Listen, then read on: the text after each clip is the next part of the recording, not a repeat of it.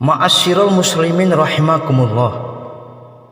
Dari atas mimbar, khatib berwasiat kepada kita semua, terutama kepada diri khatib pribadi, untuk senantiasa berusaha meningkatkan kualitas keimanan dan ketakwaan kepada Allah Subhanahu wa taala dengan cara melaksanakan semua kewajiban dan menjauhi diri dari seluruh yang diharamkan. Kaum muslimin rahimakumullah, dalam kesempatan khutbah pada siang hari ini, khatib akan menyampaikan khutbah dengan tema bencana, ujian ataukah azab. Ma'asyiral muslimin rahimakumullah, mengutip dari Badan Nasional Penanggulangan Bencana BNPB, di awal tahun 2021 ini terjadi sebanyak 197 bencana di seluruh wilayah Indonesia. Sebagian besar kejadian merupakan bencana alam. Bencana banjir mendominasi dengan 134 kejadian, disusul tanah longsor 31 kejadian, dan puting beliung sebanyak 24 kejadian. Serangkaian bencana di awal 2021 itu menyebabkan 184 orang meninggal, lebih dari 2.700 orang mengalami luka-luka, sebanyak 9 orang dinyatakan hilang, dan mereka yang menderita serta mengungsi mencapai 1,9 juta orang. Ma'asyiral muslimin rahimakumullah, sederet bencana yang menimpa rakyat Indonesia di awal tahun ini memunculkan sebuah pertanyaan: apakah bencana itu ujian ataukah azab yang Allah timpakan kepada bangsa Indonesia? Hadirin rahimakumullah, bencana atau musibah ada kalanya ujian dan ada kalanya merupakan azab yang disegerakan di dunia. Dari mana kita mengetahui bahwa sebuah bencana dan musibah adalah ujian ataukah azab? Apabila musibah itu ditimpakan kepada orang-orang soleh yang taat kepada Allah Ta'ala, maka ia adalah ujian yang meninggikan derajat mereka dan melipat gandakan pahala mereka di akhirat. Musibah yang berupa ujian ini ditimpakan oleh Allah kepada orang-orang yang dikehendaki kebaikan pada dirinya, seperti para nabi, para wali, para ulama yang mengamalkan ilmunya, dan orang-orang solih lainnya. Rasulullah SAW bersabda, "Ma yuridillahu bi khairan yusib minhu," rawahul Bukhari. Maknanya, siapa yang Allah kehendaki kebaikan pada dirinya, maka Allah akan menimpakan musibah kepadanya. Hadis riwayat Al-Bukhari.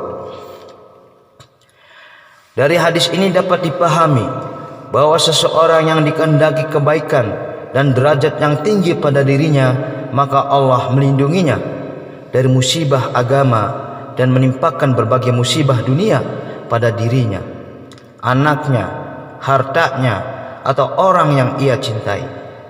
Musibah agama adalah seperti meninggalkan sholat 5 waktu, berjudi, berzina, mencuri, dan lain sebagainya. Sedangkan musibah dunia sangat banyak bentuknya, di antaranya kemiskinan, sakit, ditinggal mati orang yang dicintai, diperlakukan untuk buruk orang lain, dan lain sebagainya. Semakin taat seseorang dan semakin banyak ia melakukan kebaikan, maka semakin besar dan berat ujian Allah timpakan kepadanya. Sebagaimana kita tahu, manusia yang paling taat adalah para nabi. Musibah yang menimpa mereka tentu lebih banyak dan lebih berat dibandingkan dengan manusia pada umumnya. Nabi Nuh diuji dengan anak dan istrinya yang tidak mau beriman. Beliau juga dicaci dan seringkali dipukuli sampai pingsan ketika menyampaikan dakwah kepada umatnya. Nabi Ibrahim diuji dengan dilemparkan ke api yang berkobar-kobar dan tidak dikaruniai anak sampai usia lanjut. Nabi Zakaria meninggal di Gergazi. Nabi Yahya kepalanya dipenggal. Banyak nabi di kalangan Bani Israel yang mati dibunuh sebagaimana disebutkan dalam surah Al-Baqarah ayat 87 dan surat Al-Imran ayat 181. Nabi Ayub diuji dengan sakit selama 18 tahun dan dimatikan seluruh anaknya dan dilenyapkan seluruh hartanya. Nabi Muhammad diuji dengan cacian dari kaumnya, dijatuhkan kotoran dan jeroan unta pada kepala dan badannya saat sujud, dilempari batu sampai berdarah, ditinggal mati oleh istri tercintanya, ditinggal mati oleh putranya saat masih bayi, meninggalkan kampung halaman yang sangat beliau cintai, mengalami demam tinggi 2 kali lipat dari demam paling tinggi yang dialami manusia pada umumnya, dan lain sebagainya. Oleh karena itu, baginda Nabi SAW bersabda, "Asadun nasi bala'an anbiya'u summal amsalu fal amsal yubtalar rajulu ala hasabi dinih." Rawahu Tirmidzi wa Ahmad wa ghairuhuma. Maknanya, manusia yang paling berat musibahnya adalah para nabi, kemudian orang-orang yang di bawah derajat mereka, kemudian orang-orang yang di bawah derajat mereka. Seorang diuji berdasarkan sekuat apa ia berpegang teguh agamanya. Hadis riwayat At-Tirmidzi, Ahmad dan lainnya. Rasulullah SAW juga bersabda, "Inna idamal jazai ma'a idamil bala wa inna allaha idza ahabba qaumabdalahum faman radiya falahu ridha wa man sakhita falahu sukhta." Rawahu Tirmidzi. Maknanya, sesungguhnya pahala yang besar didapatkan melalui musibah yang besar pula. Apabila Allah Ta'ala mencintai suatu kaum, maka Allah akan menimpakan musibah kepada mereka.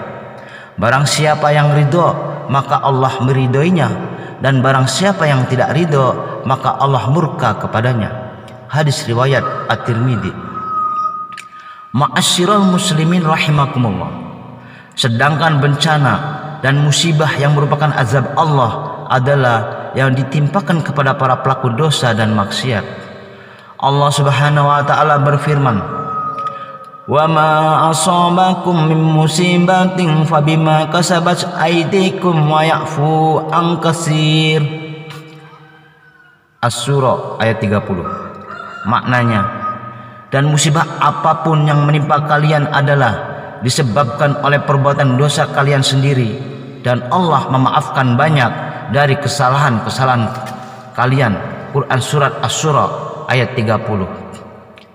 Imam At-Tabari menafsirkan ayat ini dengan mengatakan, "Wa ma yusibukum ayyuhan nasu min musibatin fid dunya fi anfusikum wa ahlikum wa amwalikum fabima kasabat aydikum yaqul fa inna ma yusibukum zalika uqubatan minallah lakum bimastara taramtum minal asami fima bainakum wa baina rabbikum wa ya'fu lakum rabbukum an katsirin min ijramikum fala yu'aqibukum biha." Bencana dan musibah yang menimpa kalian di dunia wahai manusia, pada diri, keluarga dan harta kalian, tiada lain adalah azab dari Allah kepada kalian yang disebabkan dosa-dosa yang kalian lakukan kepada sesama kalian dan dosa yang kalian perbuat kepada Allah, dan Allah mengampuni banyak dosa kalian yang lain sehingga tidak menurunkan azab yang lain kepada kalian. Dalam sebuah hadis, Rasulullah SAW bersabda, "Idza aradallahu bi 'abdihi khairan ajalla lahul uqubata fid dunya Wa idza aradallahu bi 'abdihi syarra amsaka anhu bidambi hatta yuwafiya bihi yaumal qiyamah. Maknanya, jika Allah menghendaki kebaikan pada hambanya, maka Allah menyegarkan baginya azab di dunia, dan jika Allah menghendaki keburukan pada hambanya, maka Allah menahan azab kepadanya di dunia meski ia terus berbuat dosa, sehingga azab itu akan ditimpakan kepadanya pada hari kiamat. Hadis riwayat At-Tirmidzi. Ma'asyiral muslimin rahimakumullah. Kemudian yang penting sekali untuk diperhatikan bahwa ada sebuah hadis yang berbunyi, Innan nasa idza ra'al munkara falam yughayyiruhu yusiku ayyu ammahumullahu bi'iqab. Rawahul Ibnu Hibban. Maknanya, sesungguhnya manusia apabila mengetahui kemungkaran lalu mereka tidak mau mengubahnya, maka hampir saja tunggulah saatnya Allah akan mengazab mereka seluruhnya. Hadis riwayat Ibnu Hibban. Hadis ini memberikan pemahaman kepada kita bahwa jika di suatu daerah terdapat kemungkaran yang merajalela dilakukan, tapi tidak ada satu pun yang mengubahnya dengan amar ma'ruf dan nahi mungkar, maka azab Allah akan menimpa mereka semua. Azab Allah tidak hanya dikenakan kepada mereka yang berbuat kemungkaran, tapi juga ditimpakan kepada orang-orang solih yang enggan beramar ma'ruf dan bernahi mungkar dengan mencegah kemungkaran tersebut. Kemungkaran adalah seperti paham-paham yang menyimpang dari ajaran para ulama ahlu sunnah wal jamaah, zina, judi, meminum minuman keras, korupsi, mengganggu kerukunan masyarakat, berbuat kekacauan, dan lain sebagainya. Ma'asyiral muslimin rahimakumullah. Dari penjelasan di atas dapat disimpulkan beberapa hal. Pertama, bagi seorang mukmin, musibah yang menimpanya, baik musibah itu ujian ataupun azab, adalah kebaikan baginya apabila dihadapi dengan sabar dan ridho. Jika berupa ujian, maka musibah itu akan meninggikan derajatnya dan melipat gandakan pahalanya di akhirat. Dan jika berupa azab, maka azab di dunia itu akan menggugurkan azab baginya di akhirat kelak. Dan hal itu lebih baik baginya, karena azab di akhirat jauh lebih berat dan lebih pedih dibandingkan azab dunia. Kedua, sedangkan bagi orang kafir, bencana dan musibah apapun yang menimpanya di dunia tidaklah bermanfaat sama sekali baginya di akhirat. Ketiga, jika seseorang mulai berbuat taat dan mulai meninggalkan hal-hal yang diharamkan lalu ditimpa berbagai musibah, maka itu adalah ujian baginya. Apakah ia akan terus melanjutkan ketaatan, ataukah ia kendor semangat lalu meninggalkan ketaatan itu? Keempat, jika seseorang ditimpa musibah dan bencana setelah ia berbuat maksiat dan dosa, maka yang semestinya dia lakukan adalah menyegerakan tobat dengan sungguh-sungguh dari semua dosa yang pernah ia lakukan. Baginda Nabi bersabda, At-taibu minad dambi kaman la dambalah. Rawahu Ibnu Majah wa Tabrani wa ghairuhuma. Maknanya, seseorang yang bertobat dari dosa seperti orang yang tidak punya dosa. Hadis riwayat Ibnu Majah, At-Tabrani dan lain-lain. Kelima, kemungkaran jika sudah merajalela dan tidak ada satu pun yang berupaya mencegahnya, maka tunggulah saatnya Allah akan menurunkan azab kepada semuanya, yang solih maupun yang fasik, semuanya terkena azab. Hadirin jamaah sholat Jum'ah rahimakumullah. Demikianlah khutbah singkat pada siang hari yang penuh keberkahan ini. Semoga bermanfaat dan membawa berkah bagi kita semua. Amin. Barakallahu li wa lakum fil Qur'anil azim wa nafa'ani wa iyyakum bima fi minal ayati wa dzikril hakim wa taqabbala minni wa minkum tilawatahu innahu was-sami'ul alim.